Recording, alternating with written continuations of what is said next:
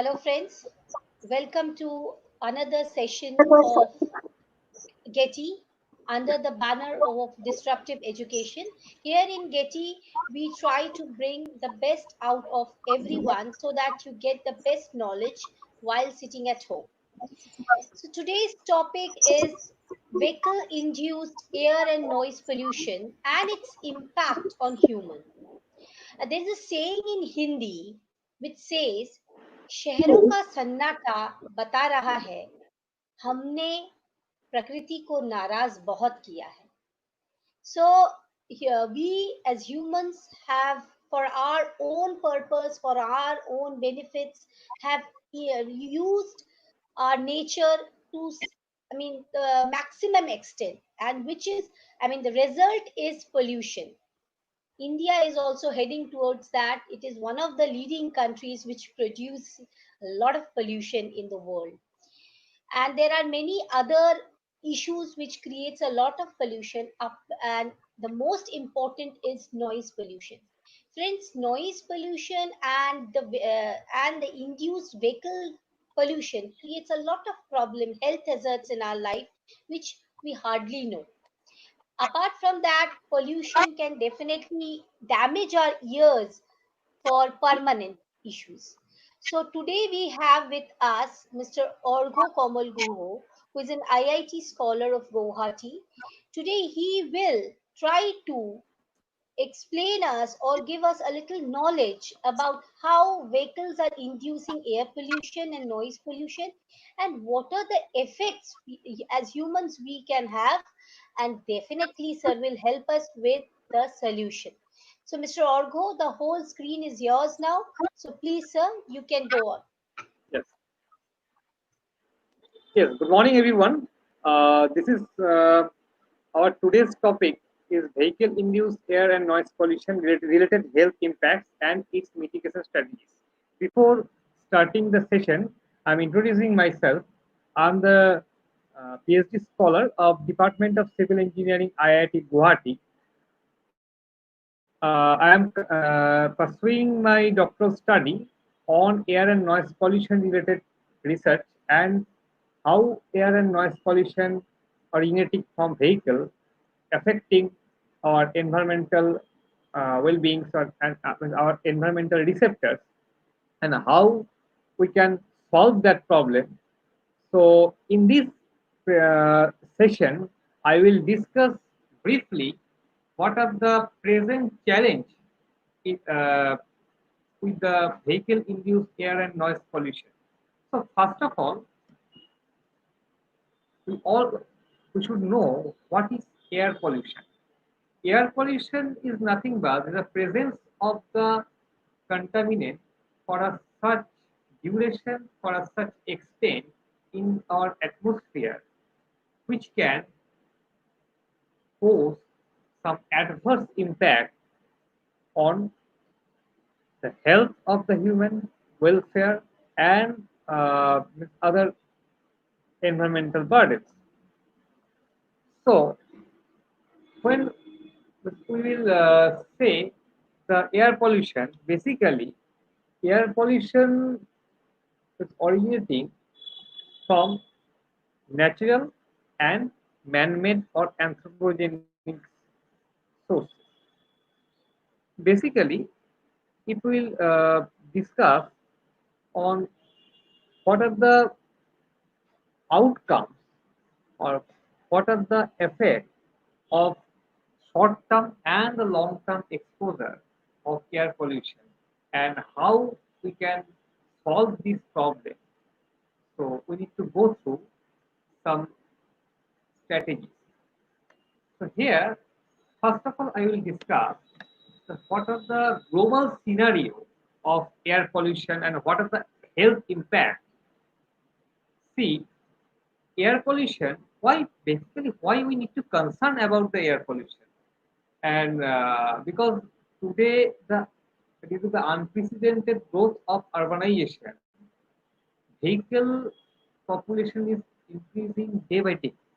That is why air pollution, vehicle-induced environmental burden as a result of air and noise pollution is also increasing. So vehicle is one of the important contributor of environmental air pollution that we can say. So several research is going uh, on vehicle induced air and air pollution, and some research from World Health Organization, it shows that 7 million people per year is the death. 7 million people per year with air pollution, and 51% of the population, 51% of pollution is caused by the industrial pollution, 27% is vehicle, and 17% by crop burning, and 5% by Diwali fireworks. United Nations studies in 2019. World Health Organization in 2018 observed that 9 out of 10 people breathe the polluted air. So 97% of cities in low and middle income countries with more than 1 lakh people don't meet WHO air quality permissible guidelines. So the condition is very alarming right now.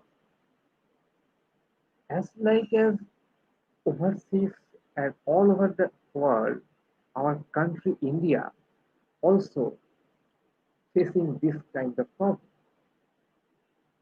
So smoke emission from cooking activities, that is a household emission, causes 3.8 million premature deaths in low and middle income countries.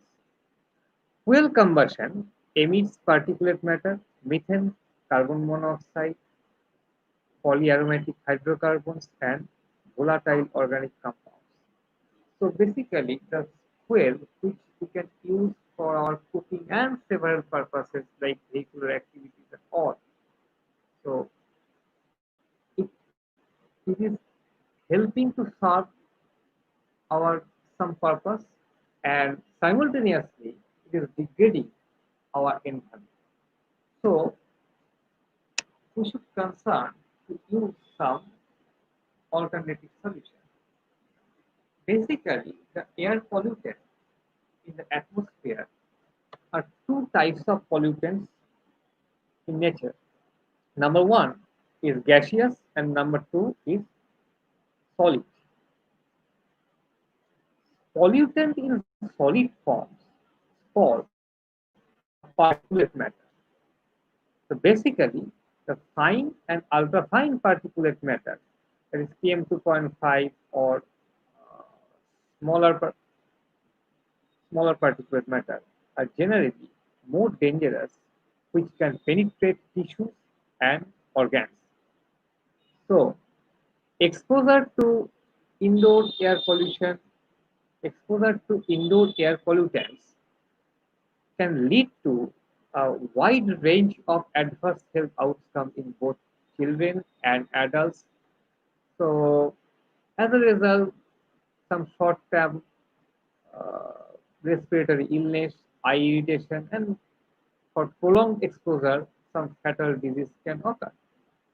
The European Environmental Agency (EEA) estimates that traffic contributes 70% for nitrogen dioxide and about 30% for particulate matter. In 2019, this study observed. The Global Burden of Disease study of 2017 analyzed a report by the Lancet indicated that 76.8% of Indians are exposed to higher particulate matter over 40 microgram per meter cube. So, which is really an adverse condition of our country also. So, what to do? If we see the status of different cities in our country, several studies by different researchers indicated that uh, older vehicles, the vehicles which are old and means using some sort of special diesel based fuel, that vehicles contributes 30 to 50% of the total emission from the transport sector. In Asian cities like Kolkata, Delhi, Mumbai, Dhaka, Jakarta, Manila, in East Asia, pollutants levels is always many higher than World Health Organization guidelines. So that is the status which I have discussed till now. So what are the effects of this? Now we need to see them. See,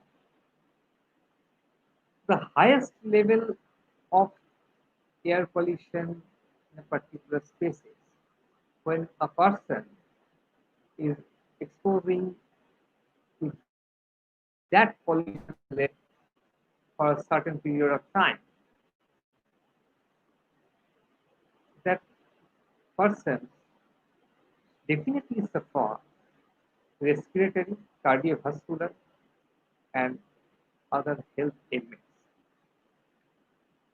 Several studies have already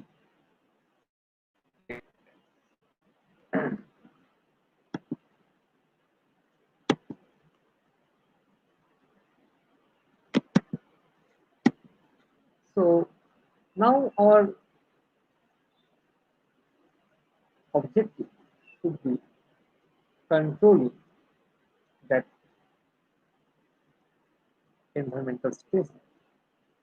How we can control?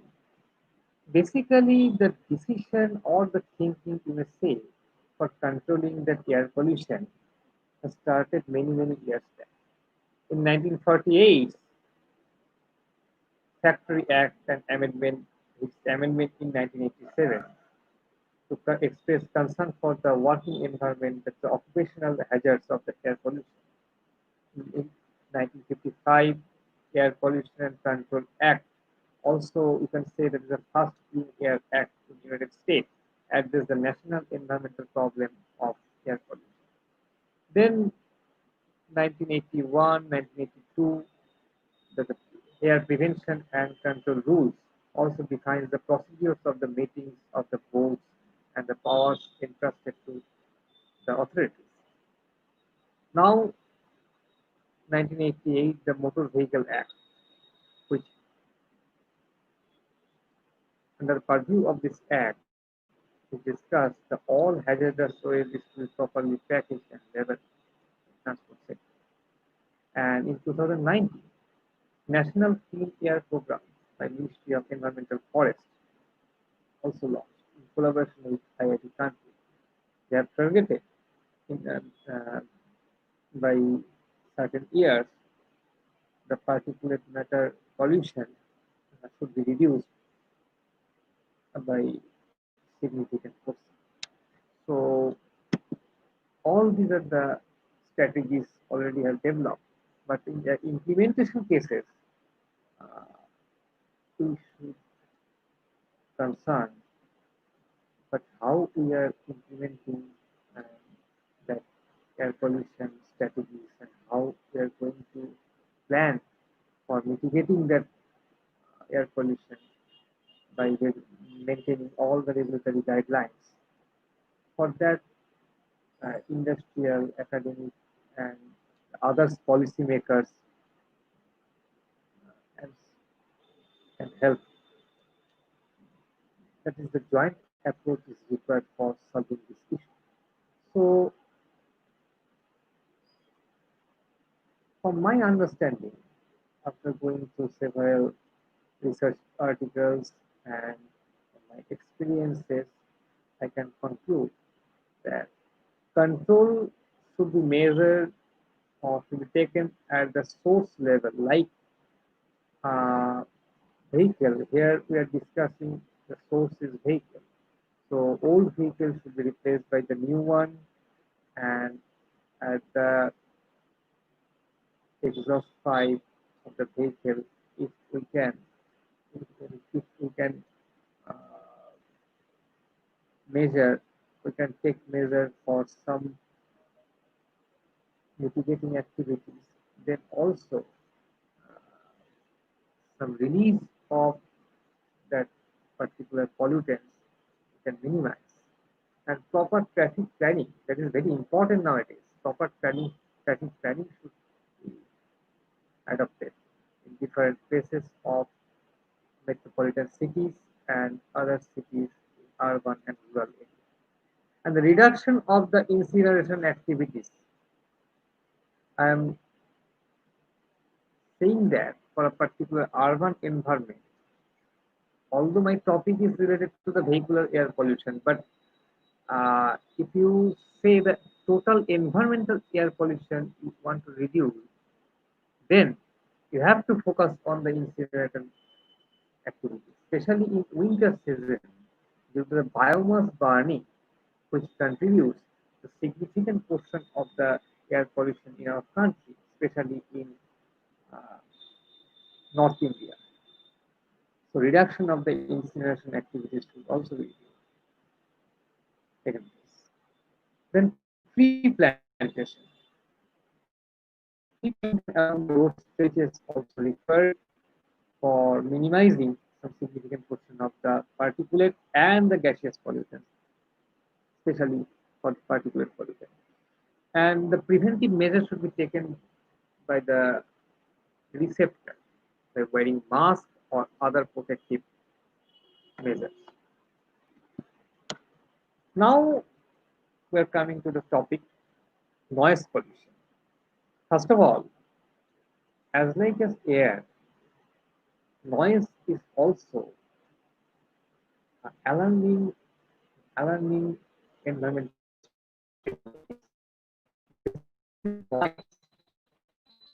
noise is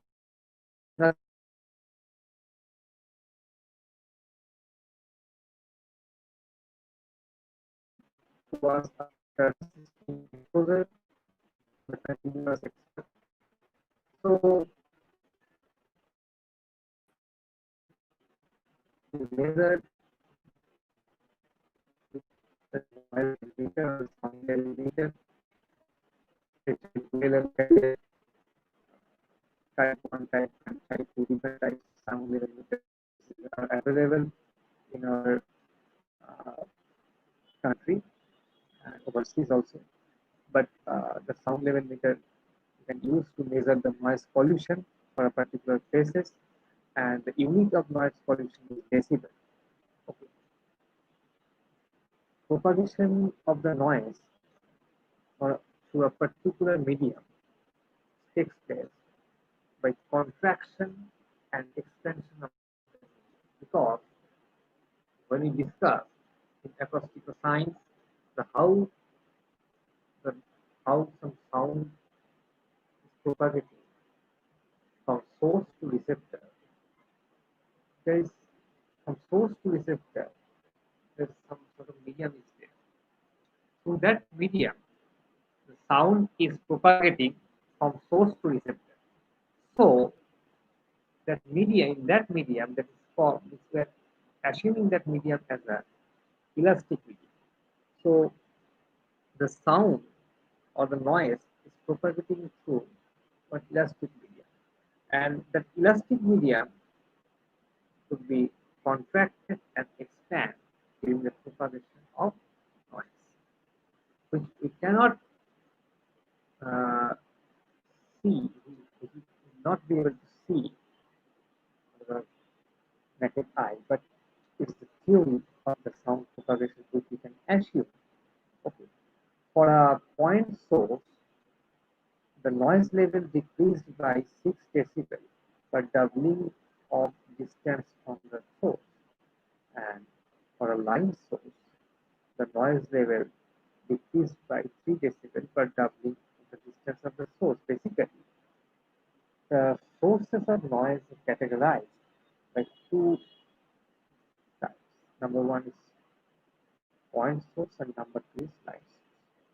The point source basically is the source, it's a fixed source like you can say there's a fan. Okay. And the line source means the source it is always moving in a particular stretch. Okay, that's called line source. A vehicle is a line. Okay. Now the status of the traffic noise. Vehicle contributes 55% of the total urban environmental noise pollution in the traffic way. Vijay and Agarwal 2013 observed in our country. The prolonged traffic noise exposure leads to different types of effect. If we categorize the types of effect or the types of exposure, then we can categorize in two types. Broadly categorized in the two types. Number one is noise induced permanent threshold shift, that is the NIPTS, and noise induced temporary threshold shift, that is NITTS. So NIPTS and the NITTS. When the NITTS occur for a small or the short duration of the exposure, and for a large duration or the long duration of the persistent, you can say persistent exposure of the noise can cause the noise induced permanent threshold shift. Basically, we discuss the noise exposure. Then we can see the noise can harm our disease or body in different ways, psychological and physiological. So another psychological effect, there is the annoyance, sleep disturbance, and some stress can occur. And the very important physiological effect is hypertension, cardiovascular activity, and diabetes. And prolonged exposure of air and noise can also interfere with the heart rate, okay, and the hypertension and the cognitive impairment also. So we should focus on these two environmental stress. In the recent era and in the past, when we are observing this rapid increasing of urbanization leads to traffic pollution and which originates and significant portion of traffic noise. So some noise pollution and abatement measures can take place. It is taken by some regulatory authorities of India and different overseas countries. In United States, in 1972, the Noise Pollution and the Abatement Act also was taken. And in India, under the City Central Pollution Control Board, the noise pollution regulation and control rules also adopted to minimizing or the control of this noise pollution. Basically, in our country, as per the Central Pollution Control Board, the different areas are categorized in different area code with different area code. That is industrial area with A, commercial B, residential C, and silence zone D. And Central Pollution Control Board has set up different noise permissible limits. Okay, different permissible noise limit. If we cross, if that noise limit has crossed, some significant measures should be taken. See, for industrial 75 and commercial places 65, residential 50, silence zone 50 in the daytime, and in the night time 70 at for the industrial, commercial 55, residential 45, and silence in the 40. Under the silence in the schools, hospitals, or other religious places are there. But in practice, in my practical experience, which I have seen and have observed, most of the cases near the traffic way in commercial or residential and silence zone and different industrial zones also usually exceeded the daytime and the nighttime limit. And under the purview of this guideline, I want to remind all of you that daytime here is considered from 6 a.m. to 10 p.m. Okay, that means 10 p.m. You can ask me why 10 p.m. Because after see from 6 to 10, most of the workers and most of the like street vendors and different persons are busy with different kind of activities. And after 10 to 6, that is the night time they have considered. So depending upon these guidelines, we need to take measures for controlling our environmental noise pollution. So basically, for discussing this environmental noise, we need to know what are the noise descriptors we should concern. That is, in our country, different countries set up the different noise descriptor. In our country, there is an equivalent noise level as set up, as regarded as the parameter to assess the noise pollution. What is equivalent noise level? Equivalent noise level is the noise level which is averaged over a specific period of noise monitoring study, okay, for a particular area. And you can see after the noise level unit decibel, there is some A, B, C, all these A, B, C weighting frequencies written down. What is the ABC? The what are the ABC? ABC is nothing but it's the uh, weight depending upon the perceptance of noise, okay, of the human being with different kind of frequency. The noise level is categorized in different weighting networks. That's A. A network means the human audible range of frequency. Okay. C network means some peak range of frequency. And D network means also from the peak range of frequency. But for the airport noise research, the D network is used. Okay. And Z is the null. Z frequency also there. Z is the null. Okay. That's a flat frequency which human ear cannot perceive. So how to mitigate that environmental noise pollution? See, if you go through the Central Pollution Control Board environmental noise data or some state regulatory bodies environmental noise data, most of the cases you can see in day and night time in busy traffic way, in busy traffic street or near the immediate vicinity of the traffic street, the noise level exceeded the guidelines prescribed by the Central Pollution Control Board and World Health Organization. World Health Organization prescribed the 24-hour exposure limit of the noise level is 70 decibel airway.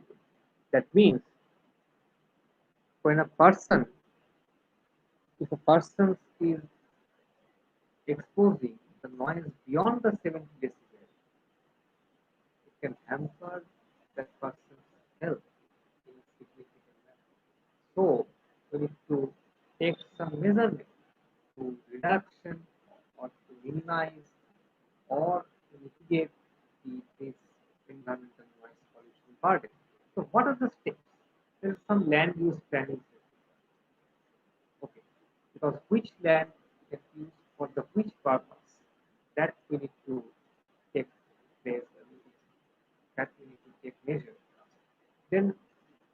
some screening by noise tolerant building. Okay. Then building disposition. Okay. Some proper traffic planning. Then noise barrier and the enclosure. Some building orientation and the acoustic insulation of the receiver. That also should take place. That means the control should take place in the source, medium, and the receptor level. And the source level in the busy traffic, first of all, we need to plan our traffic management in a significant step, with a significant step.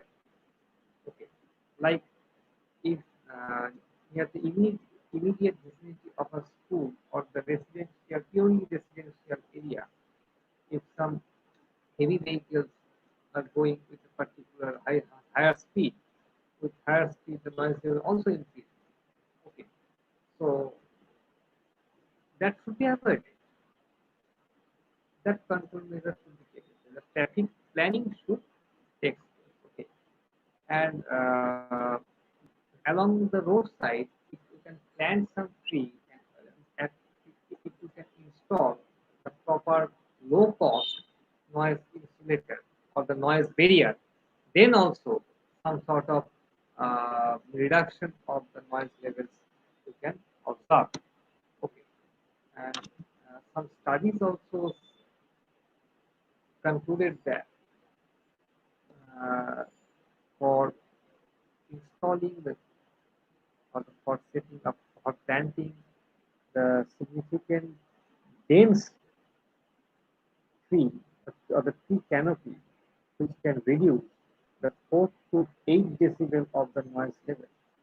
That is just a significant portion. So